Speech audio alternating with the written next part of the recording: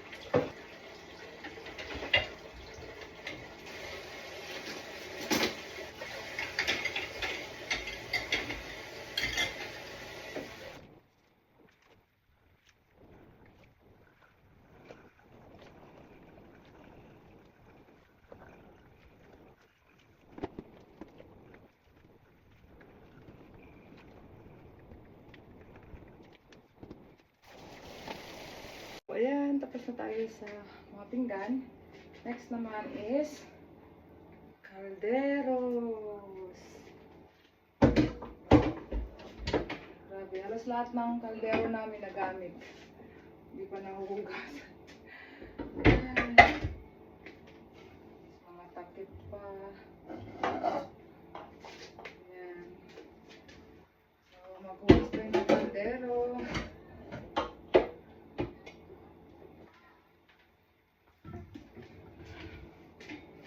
Ayan guys, sa kalagitnaan na paghuhugas. Ayan, gising.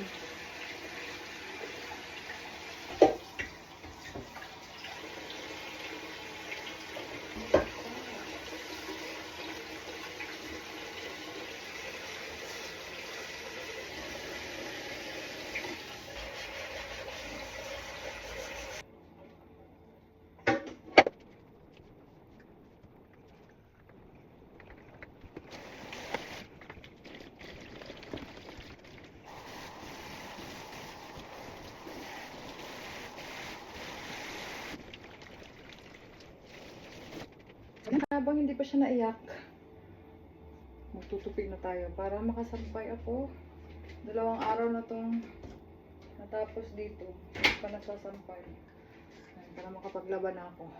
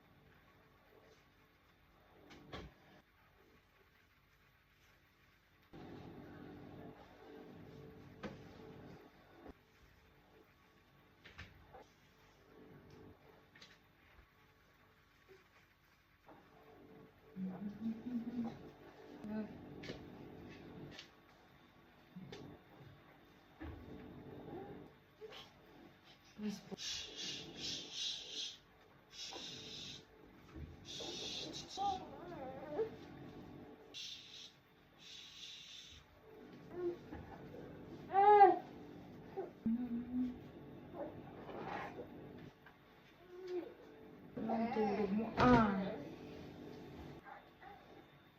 Hindi ko na matapos, guys. Habang tutupi. Kunin ko na lang kasi umiiyak na to. Ayan. Diyan na muna eh.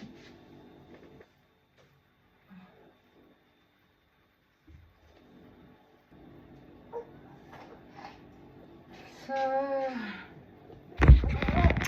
guys lang ang natapos ko. Hindi ko na natapos tong sinampay ko. Meron pa doon. And hindi ko pa na-load yung washing. Yan kasi nagising na to. Umiiyak na din. Si Dada kasi galing work sa taas natutulog. Tapos magla-lunch na din. Prepare na ako ng lunch sa So, yun guys. Buhay nanay. Praise God.